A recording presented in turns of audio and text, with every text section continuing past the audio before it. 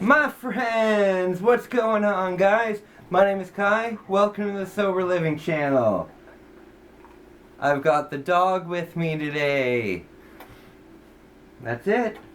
Guys, what I love to do here on this channel is I love to give hope and tips and advice to anybody out there struggling with addiction, letting them know that there is hope and there is light at the end of the tunnel. Guys, I am celebrating 346 days sober today. I can't believe how far I've come. It's really a marvel how far I've actually been able to go. I can't believe that I've come this far. It's astonishing to me. But either way, I'm going to get into the story. Just remember, I'm doing an Ask Me Anything, so if you have any questions, I'll have that video linked at the end. But other than that, I will get to part 4. So, in part 4, we're starting off with just coming back from Edmonton. So, I had just had the sexual assault happen. I had just been held off the 17th story balcony, and I had had enough of living out west. I wanted to live with my family again. I missed living at home, and at that point I was ready to just move back home. I wanted to live back home. I wasn't doing well with my drinking at all, and I needed a safe place to move, you know. But I had somewhat of a good plan. And I gotta tell you, over the next 2 years, I managed to keep my alcoholism on a steady level. It wasn't to the point where it was incredibly bad. You know, I wasn't going to the hospital all the time. I wasn't, my health wasn't at a huge risk. I wasn't suicidal at all. I wasn't having any of these problems. People didn't necessarily have to worry about me. I was just drinking way too much, you know. But this is what happened. So my sister, she's an incredible woman. She's always been my hero, and she was taking police foundations in Ontario while I was living out west. And I had mentioned she was there while I was at West, and that was because while she was on summer break, she had came to Edmonton to live with us. Well, she was going back to go back to school, so I decided, you know what, I'm going to go to school again, because I really thought that going to school was my only option to better myself, you know. So I thought, I'm going to go to school again, but I'm going to follow in my sister's footsteps, and I'm going to do police foundations. And now, I didn't really want to do police foundations. I just wanted to do what my sister was doing. My sister could have been studying marine biology, and I would have gone into marine biology. It doesn't really matter. The main thing was, I wanted to be close to my family, and with my sister studying at the college there, and she was only going into her second year, I realized, hey, you know what, if I sign up for the program, if I enroll, I'll be able to spend a lot of time with my sister, and also because she was a year ahead of me, she'll be able to help me a lot with the schoolwork. So I did enroll, and I have, here, I have my college sweater. You know, I went to a college called Humber College in Ontario, and I did the Police Foundations program, and I did really well in it. And you know what? It's somebody who is a raging alcoholic couldn't have maintained the grades that I did. But I was on a very serious slope. And basically, I was just waiting for a straw to break the camel's back. So, basically, let me explain something. While I was in Edmonton, living in Edmonton, I had to return home for a routine surgery on my eye. And during that surgery, I had met a friend of mine who is now still one of my absolute best friends in the world. And we had met, and then I went away while I was living in Edmonton. And during the time I was in Edmonton, we talked over Messenger and stuff. And when I was coming back to Ontario, he said, "Hey, I'm really excited that you're coming back to Ontario. It's going to be great that we can hang out again. Why don't we go to Jamaica? You know, because I know that you've been through a lot. I know that you just went through that terrible, like, sexual assault. I know that you just went through the the balcony thing. You know, let's get out of here and go on vacation." Or I said something about I want to go on vacation to forget about it. Either way, we went on vacation, and it was really nice. But he took me on vacation, which was really nice of him. But it started a pattern of my best friend constantly paying for us going out, because my friend was older and he was retired, and he basically had a bunch of money saved up, and he just was okay with spending it. And unfortunately, I drank his retirement completely away. And I'm so ashamed of it. But over the years of our friendship, he went from being like a retired pilot who had like a great retirement plan to not that at all. You know, not having enough money to get by month. And that's completely my fault, you know. I understand that he was the one who spent the money, but we both enabled each other, and for that, I know that you're also a subscriber, so I'm so sorry. But that started a pattern. So the entire time I was in school, I was also hanging out with my friend who would constantly bring me to the bar. Not bring me to the bar, we would both go to the bar together. We would both choose to go to the bar. He wouldn't drag me to the bar. But we would both choose to go to the bar, and then he would usually end up paying for it. And I want to reiterate too, at this point in my life, I wasn't drinking at my house that much anymore. I was really mostly drinking at bars. Now that's not to say I wasn't getting absolutely wasted, because I would drink at the bar until they would cut me off.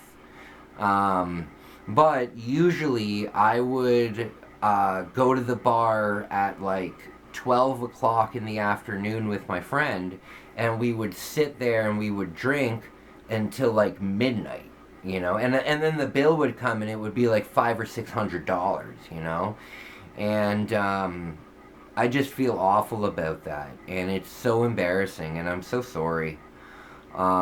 Genuinely, I'm so sorry. I know that I haven't really ever talked to you about it, but I'm sorry. But don't, and for a message to my friends, not my friends, you guys, don't take advantage of your friends. Don't take advantage of your friends, because when I was in addiction, I definitely looked at those situations and definitely took advantage of it. And don't take advantage of your friends, guys. And I'm so glad that this person is actually a true friend who truly does care about me, and has been completely supportive of me 100% throughout my entire sobriety. He's my number one fan, you know. So that's great. Going forward, where am I in the story? Okay, so about a year, so now about 2 years in to being home, my mom starts to get really sick, okay? She just this is April of 2018, I believe, and in 2018, all of a sudden my mom had a problem in her chest, and either way, I don't want to get too into it, or I'm gonna get really emotional, but things escalated pretty quickly. And no, she got sick in January. She got sick in January, and so from January until the summer, my sister was working. I was done school at this point, but my sister was working, my dad was working, and we talked with the family, and somebody really needed to be home with my mom. So I stayed at home with my mom and helped take care of her and stuff, but I was also drinking at the time while I was trying to take care of my mom, which was awful because as my mom got sicker and sicker, she eventually had to have